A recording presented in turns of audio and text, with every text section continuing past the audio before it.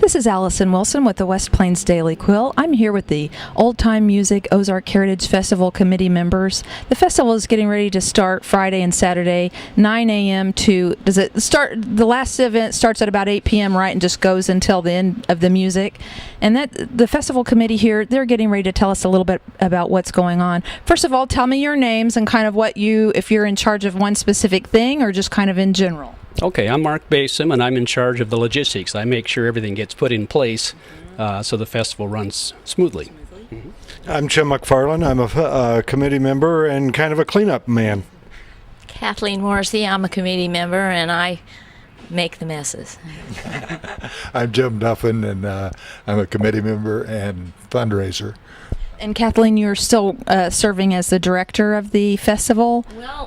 Well, we're all directors, we're multi-directors, but I get charged with troubleshooting a lot of the general stuff that needs to be done because it's a big event, and so there's a lot of different areas that need to be worked on. And I know you work on this year-round. As soon as one is over, you guys just start right back in for the next year. Tell me the purpose of this. This is the 19th year for the festival. Tell me why this started and why it is so important to downtown West Plains. Kathleen started it. Let's hear from her. Well, I was on the original founding committee. They were artists who came into the Arts Council and asked for us to consider having a festival where their kind of art, their kind of music could be featured because they really, at that time, they didn't feel like there was a place here in the middle of the Ozarks that was where they could go and do that. And so the Arts Council, the West Plains Council on the Arts, took that under advisement, and it took them about a year to decide that yes, it was possible. And then the Missouri Folk Arts Program came on as a consultant and helped us to know what real old-time music was, what traditional arts were, how to make it all work together so that then it could become a showpiece, a place where people could come and sample a lot of different parts of the culture and also contribute to the economic activity in the area. I know several events are favorites among people that come to the festival every year for certain events, as the mule jump and the squirrel pot pie are extremely popular. And as we talk to people as they come down the street, those are two things that everyone always says that's the main thing on their list of what they want to do. But there are so many other things. There are workshops with musicians coming in, teaching someone who has never played the banjo before or someone that's been playing for years. I know that's a very important part of the festival as well. And also the stages. Tell me a little bit about the stages this year.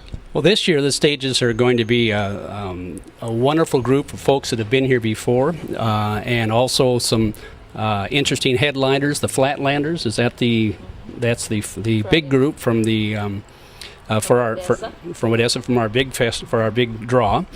We also have a second stage now where we've invited the young people that to kind of give their interpretation of old-time music. So part of the festival is really about passing on these traditions, but maybe they won't be demonstrated in the same way that they were demonstrated 50 years ago, but they're still traditions that evolve. And so that second stage is kind of part of that evolution. And so they'll be up at the west end of East Main, up by the square. And so you have more unknowns, more of the young kids, and then we'll have some really interesting bands come through for Friday and Saturday. And tell me where the main stage is going to be set up this year.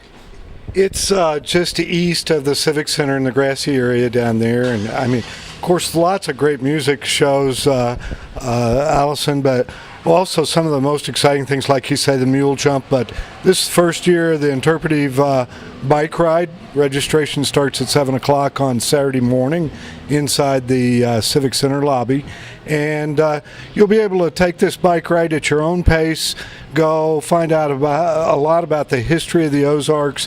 If you have a smartphone, you'll be able to use a smartphone to access QR codes to get more in-depth history, but there will also be data for folks to read there at those individual spots if they don't want to carry or have a smartphone. Really a lot of fun. That sounds like a lot of fun. Where are some of the stops along the way? Of course, downtown West Plains, the dance hall explosion, and then it gets on up towards Pomona and Monks, and I don't know exactly where the stops are, but it's all listed on our Facebook page and our website. So people want to get into that and look at it, they can get all the information right there. And Kathleen, tell me, what is the website address? oldtimemusic.org. Okay, so anything, the times, the schedule, a little bit. Do you have a little bit about the artists on that page as well? And okay, so tell me some of the other. I know you have the Dutch Oven Cook-Off again. This is the second year for that going on. I notice it's a little bit later in the day. I think that starts at 3:00 on Friday and goes until the award ceremony at 5:30. Tell me about some of the other events that really stand out in your mind. Well, I think one of the things that interests me is the turkey calling. That's new this year, and it's been sanctioned by the National Wild Turkey Federation. Yeah. And so it's a sanctioned contest. The first prize winners of the 2 different divisions will be eligible to compete in the national competition that's in Nashville in February. And the National Jig Competition, is that going? I know you've had that for several years. Tell me, who wants to tell me a little bit about that? Well, that certainly is going to happen again this year. I don't know how many years we've done that, but it's been a lot of years, and we've seen many of the masters through that time have come and gone and taught us all a lot about jig dancing and the style of jig dancing and why it's special here, and all of the accoutrements that go with it. I mean, you've got live band music that plays for them, accompanies them, and the jiggers. We've had them as young as 18 months, all the way up to 90 plus years. So that's what we do when we jig at 18 months. And Allison, just to segue a little further into the National Wild Turkey Calling Contest, some really good prizes in there. 2 really premium turkey guns, help from the Howe County Outpost, providing those for us to give away. Some really great prizes in addition to those.